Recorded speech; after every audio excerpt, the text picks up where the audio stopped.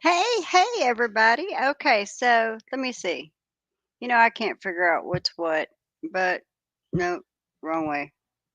Yeah, everything's backwards. Okay, so we have done the February 2nd of 2022 bond hearing. Now, I don't know if there were anything else until the 3rd of May of 2023. But that's what I find being the next item, which is motions. So what we're going to do is we're going to watch the second one. Let's see. This one. All right. So this is the one that we're going to start with. We'll start right in the beginning of it, and I'll try not to stop it too often. I do know that some of this, like Mr. Jackson, I can't have him on 1.25 speed. It just doesn't work. So let's see how this goes. But for anybody who did not see this prior to the trial, it's really eye-opening, some of the things I think that were decided. All right, let's get to it. And thanks for y'all being here. I'm taking my notes if I need them, but at least I'm getting information that I didn't have before now. So I feel better. Jackson from Worksman Jackson and Quinn, along with Elizabeth Little from Worksman Jackson and Quinn on behalf of Karen Reed. Good afternoon, Mr. Jackson. Good afternoon, Ms. Little. Good afternoon, Ms. Reed. Okay, so we're here for the Rule 17 motions. Who's going to argue those? So, Your Honor, there are two motions before the court that we'd like to be heard on. One is the motion to renew motions to compel, which we'd like to be heard on first if the court pleases. And this, I will be arguing that motion. With regard to the Rule 17 motion, Mr. Jackson. Okay. All right, I'll hear you. How nice she'll hear him. And pay attention to the judge's mannerisms with him. We are seeking immediate access to John O'Keefe's clothing, to all evidence seized from my client's vehicle, to tissue and other samples from John O'Keefe's autopsy, and to the original Canton Library video, which we still do not have. We are asking this court specifically to set a hard deadline for access to this mandatory discovery and evidence. Your Honor, at the outset, it is important for me to emphasize why a deadline needs to be set. It's important to emphasize why time is of the essence for our access to this evidence. It's been 15 months since my client was arrested and falsely charged with killing John O'Keefe. Prior to 15 months ago, my client was employed in two prestigious positions. Prior to 15 months ago, she had a robust health insurance plan that covered her numerous serious medical conditions. But 15 months ago, she lost everything.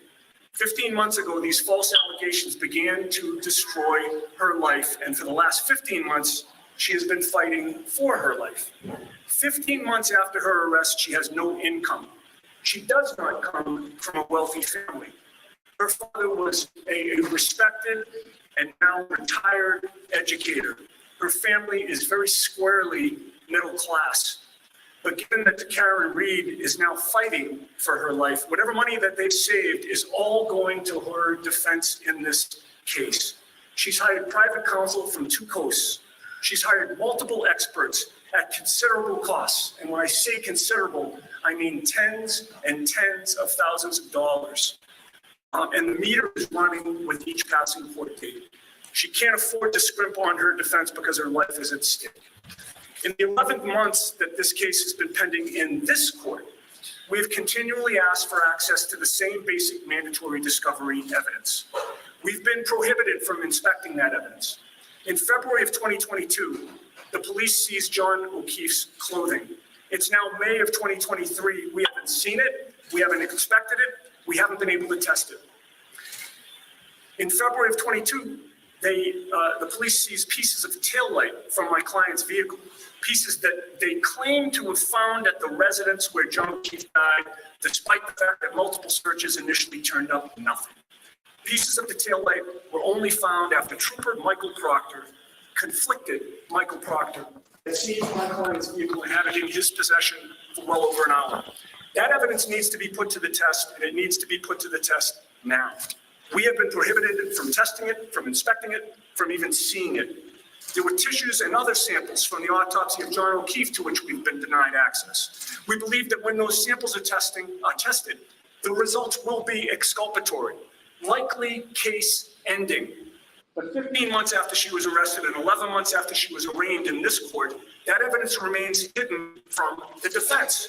The police have maintained exclusive control over the event data recorder and the Lexus infotainment system from my client's vehicle. We have seen neither, and this is simply unacceptable. Prohibiting the defense from inspecting this evidence is infringing on my client's constitutional right to a speedy trial, and it's infringing on her right to due process. It's almost 3 months ago that we last appeared before you, Your Honor. We requested access to these items, and yet again, the response from the Commonwealth was that they would be tested soon. The prosecutor had represented within 30 to 60 days. That's on record. It's now close to 90 days. We've made zero progress. This court did order that the Commonwealth request expedited testing, but that order has yielded nothing. I asked the court to set deadlines then, which the court was not inclined to do. 3 months later, it is crystal clear that deadlines need to be set. Without a deadline, we have no assurances that this case will not drag on who knows how long into the future.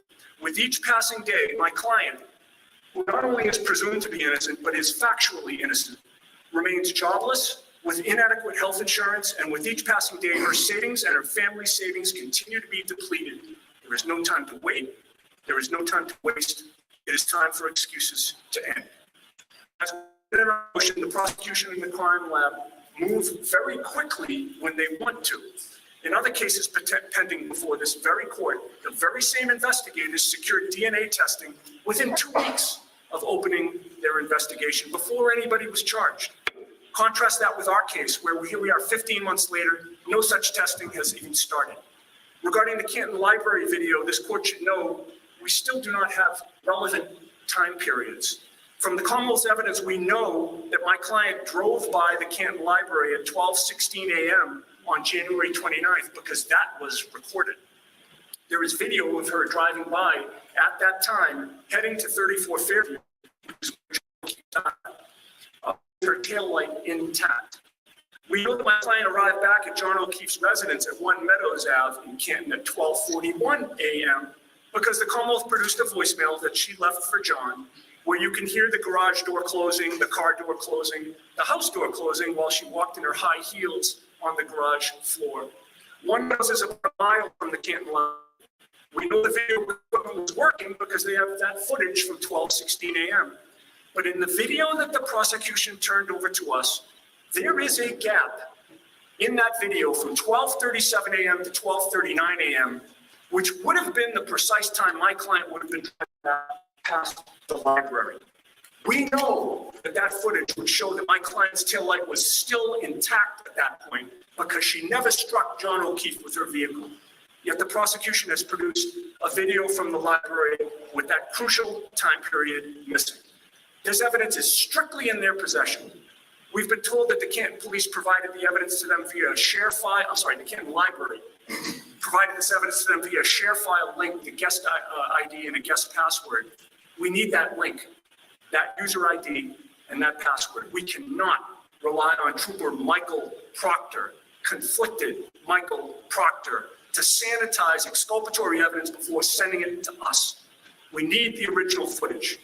If the Commonwealth answers that that original footage no longer exists, then we'll need an evidentiary hearing to put the relevant parties under oath to find out what happened to it. The bottom line here, Your Honor, is that we've spent 15 months trying to uncover the truth. We are not afraid of whatever evidence is unearthed from whatever source, because for 15 months, Every stitch of evidence has been consistent with my client's innocence. However long this case lasts, and I sure hope the prosecution comes to their senses and realizes they have no case because they've charged the wrong person. But however long this case lasts, the remaining evidence will drive a stake through the heart of this prosecution. In the meantime, my client suffers. In the meantime, her life is on hold while she spends every waking moment defending herself emotionally, intellectually, and financially. We cannot abide by excuses any longer. We need this court's help. We need you, Your Honor, respectfully, to hold the prosecution's feet to the fire. We need this court to order the Commonwealth to stop trampling on my client's rights to a speedy trial and her right to due process. We need this court to set deadlines for the production of this evidence. Thank you. Okay, thank you. Mr. Lally? Yes, Your Honor. So in response to counsel's motion, just in response to the statement that every piece of evidence that's been. And y'all notice Lally, he just stands wherever he wants while he talks. He's so unprofessional. The judge doesn't say anything to him. One of the attorneys on the defense issue, on the defense side, try to stand at their table and talk to her. She ain't having it.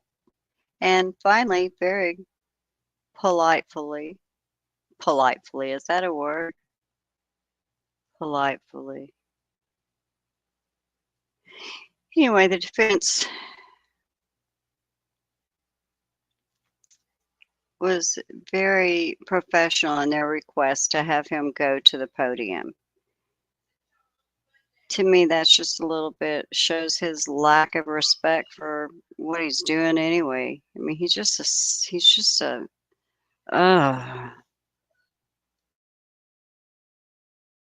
Provided thus far is inconsistent with the defendant's guilt and consistent with her innocence. I would have a large issue with that. But as it pertains to these particular, and his little snarky comments, they get him nowhere. Nowhere. He's such a smart ass, but they get him nowhere.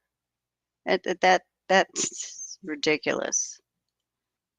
pieces of evidence, counsel's right in that motions were filed.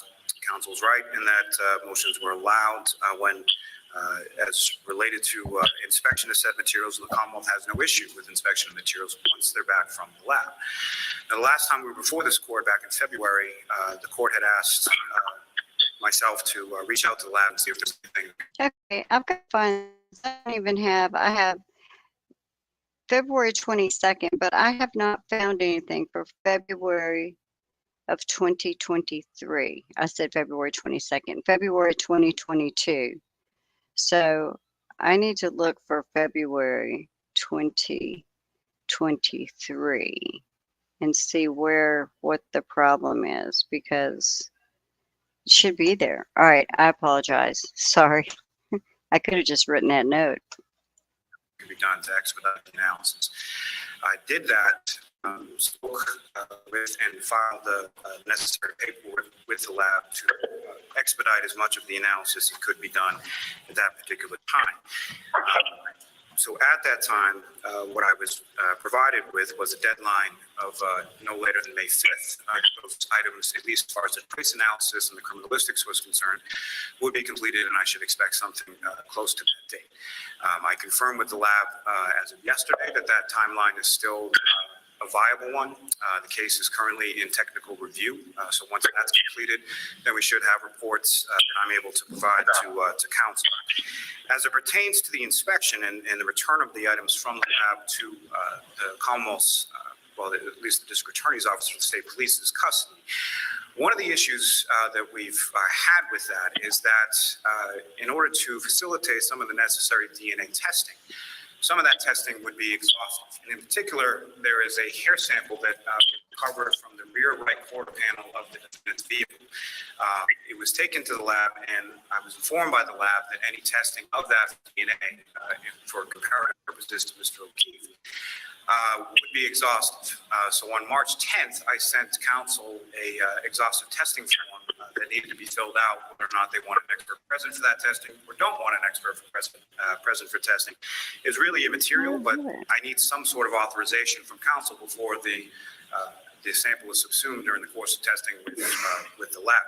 I haven't heard anything back from council. I spoke to council numerous times. I sent emails. I heard no responses as far as that. So as far as the DNA testing is concerned, the delay on that is because I don't have anything back from council as far as whether or not they want an expert present, who that expert is, how to contact them, and how to facilitate the beginning steps of that particular testing. So that is why at least in no small part, why some of the items are still contained at the lab is because the testing is still yet to be completed.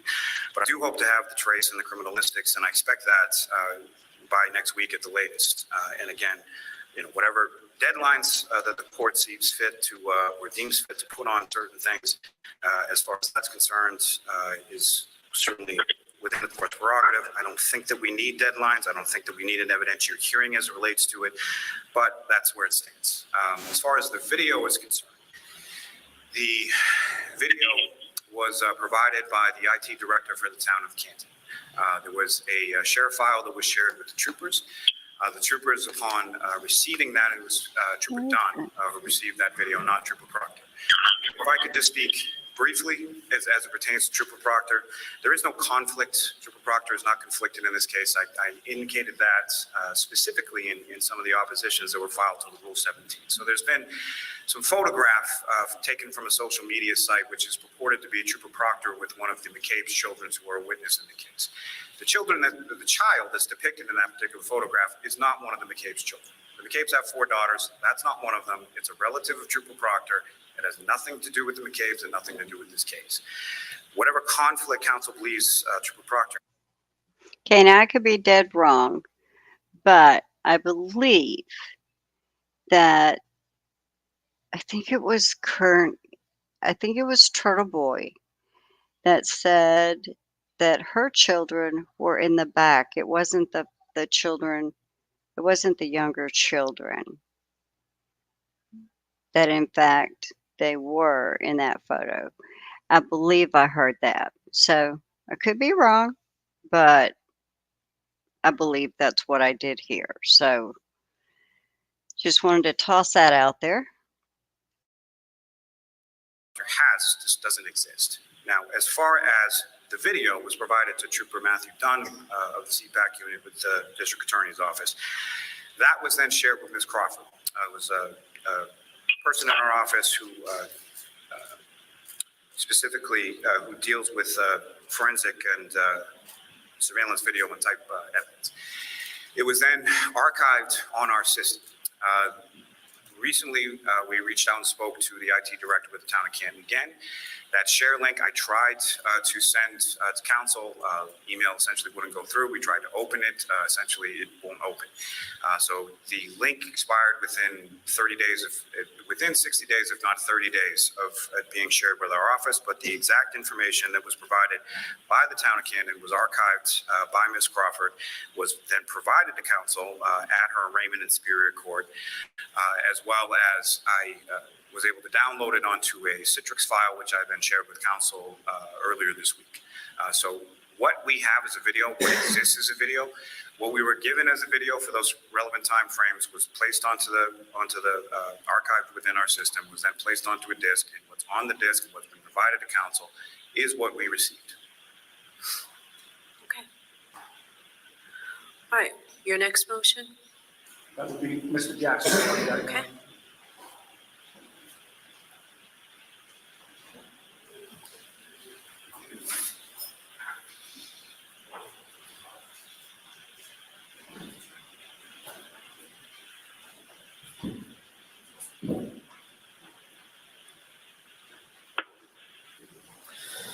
Good afternoon, Your Honor. May it please the court.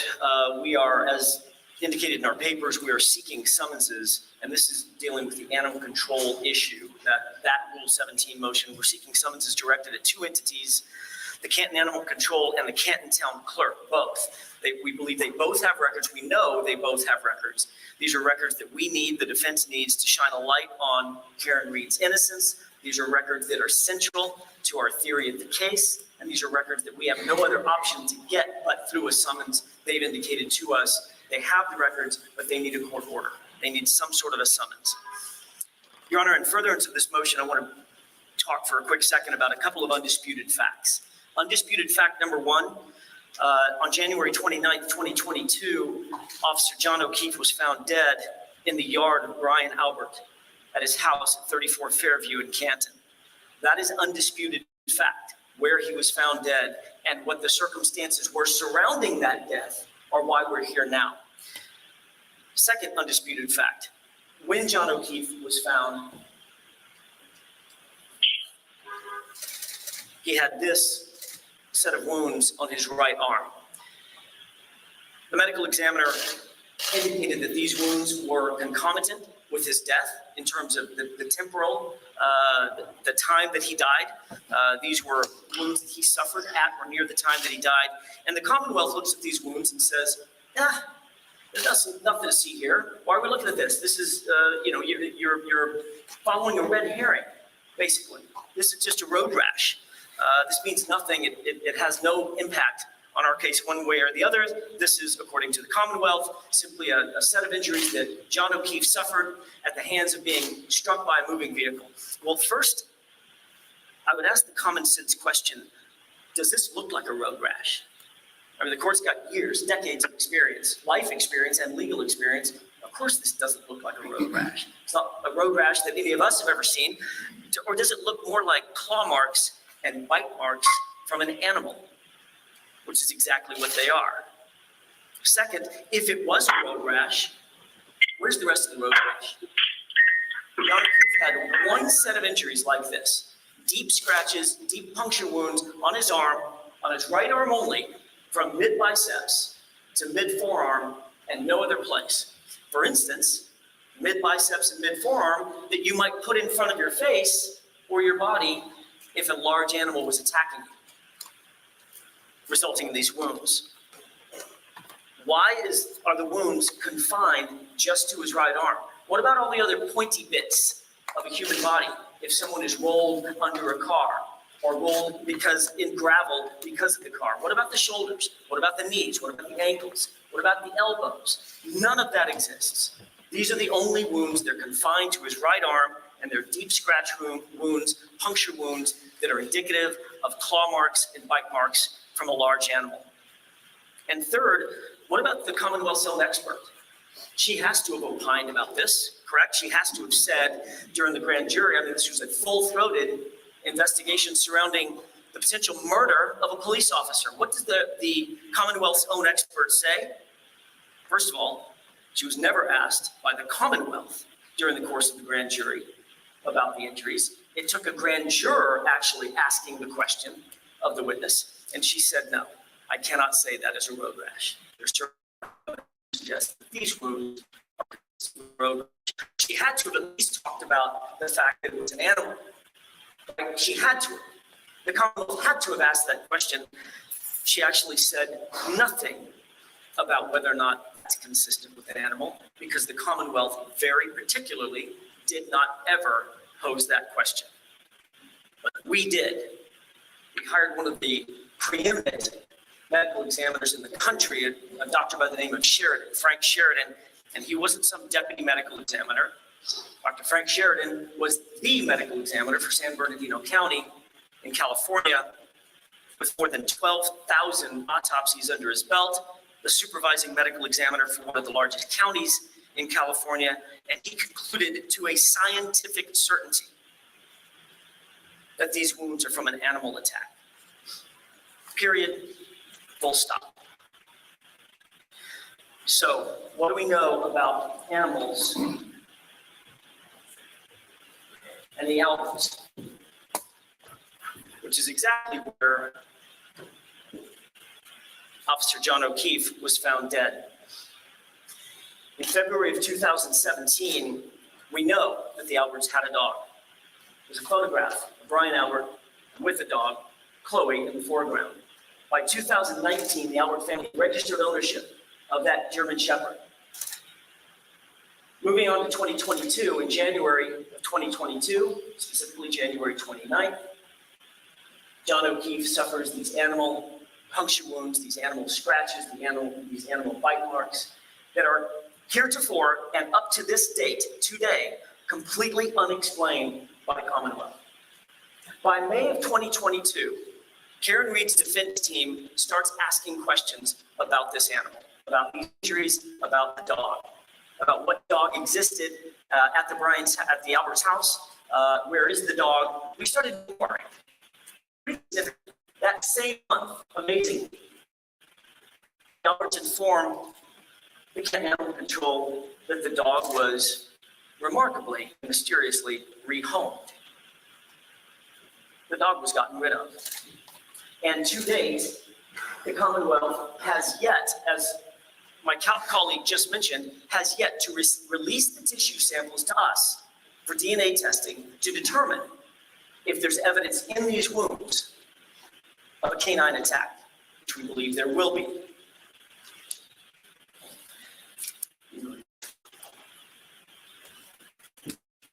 During that grand jury testimony, Brian Albert admitted to three things. Number one, he admitted that he owned a large German Shepherd. His words, not mine. A large German Shepherd. Number two, he admitted that the dog was at his home on the night O'Keefe, early morning hours, John O'Keefe was killed on January 29th, 2022. And the dog, according to his own testimony, was inside the house and never in the front yard, which is where John O'Keefe's body was ultimately found. And the third thing that he admitted was that the dog was, quote, not great with strangers, end quote. That's a dog owner's euphemism for the dog bites, the dog attacks, the dog is mean or can be mean.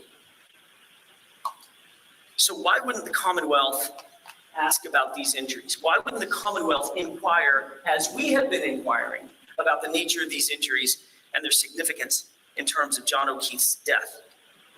It's because they know that the answer completely obliterates their case. Their theory of homicide would fold if they got the true answers to these questions. The answer exculpates Karen Reed, and the answer inculpates Brian Albert, was inside the house that night. And these injuries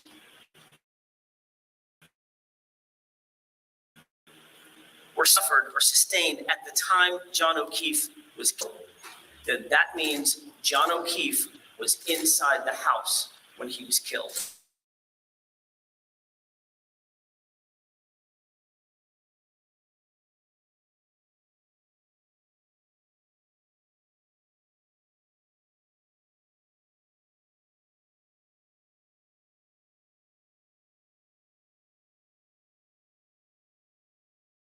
In the front yard, and that's because he wasn't there yet.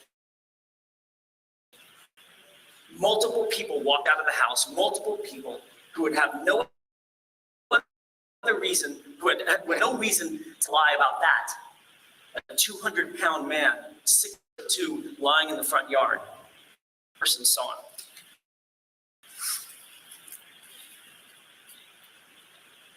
him. But if John O'Keefe was beaten unconscious in, for instance, the basement of that house,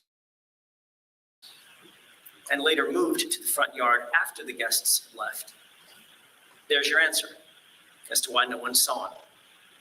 And it also answers two other questions which are looming in this. Why would Brian rip out the floor of this months after John was killed? The second question, why would he sell his house? So in the months following John O'Keefe's death, the dog has been gotten rid of, got rid of the evidence in the basement, got rid of the house, the crime scene itself. Your Honor, I would submit to the court that evidence is literally being destroyed right under our nose. How about that? Evidence is being destroyed right under their nose. just like it's been fabricated behind their backs. Sounds like Commonwealth to me. What do you say? It's been reported that the federal authorities have now gotten involved in the circumstances surrounding this case and have impaneled a grand jury, a federal grand jury, to investigate some of these circumstances. But Karen Reed should not have to wait for the feds to figure out which heads should roll. I would implore the court, now is the time for the court to take some action and give us the tools, the defense, the tools that we need to fully investigate this case. We need these records to track down this German Shepherd, if it's still alive, which clearly is an open question.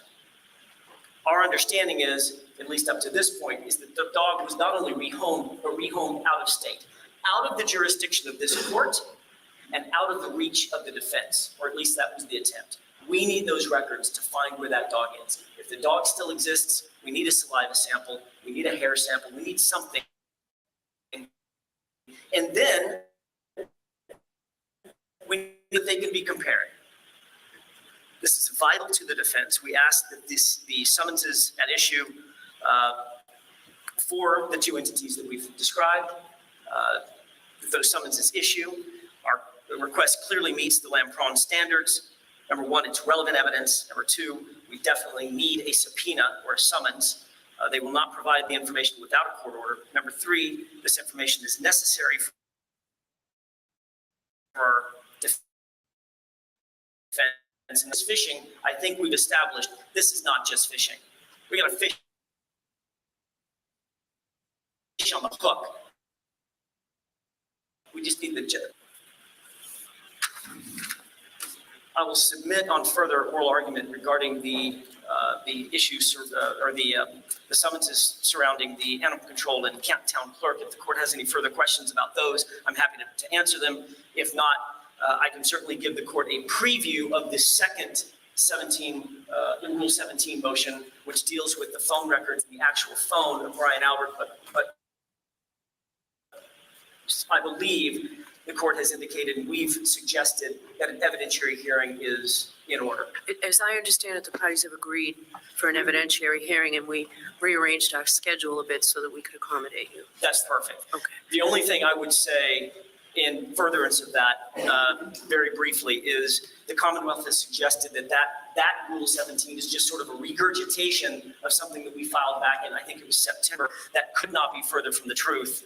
There is new information. There's dozens of pieces of new information that we have. What I'm going to do because of that, let's let Mr. Lally respond to your remarks on the question first. So do we think Lowley's going to be a whiny, a smart butt, or what? What do we think he's going to be? I think that I'm going to stop this one right here for right now. And when I come back, I'll start up from that specific point.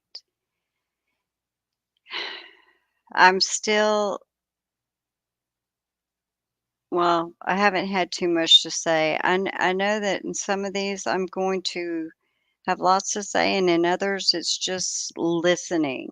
I just can't believe the BS that comes out of their mouths. So I'll just call this part 1 of May 3rd, and I'm still looking for anything between February and May. February of 2022 and May of 2023. So I may get a little bit off course if I find anything other than what I've gotten written down. I've gone through and looked and looked and looked for days, and that's I've got different dates on a list, and that's it. But it seems there's got to be more. So I will leave y'all with that, and I will be back with part 2 of this motions, and we can listen to Lowley. And the other thing is, each time that we have a motion in front of the judge, each time we have one of these hearings, pay close attention to just her attitude, just the feel of her attitude is, I don't know, it's just like she doesn't want to be there and she wants nothing to do. The defense is just garbage in her eyes. I mean, I cannot be the only person that's sitting here thinking, lady, you should not be ruling over this case because for whatever reason, she's already determined Karen Reed needs to just go away forever. There's nothing she can say that would convince me otherwise. Nothing. I hope she's under investigation. I hope someone looks into her because I feel that she definitely is involved in this, which means then what else has she been involved in? So, for those of you that wanted to come down the motions with me, I thank you, and I will see y'all in a bit. Y'all take care, and I'll talk to you later. Bye.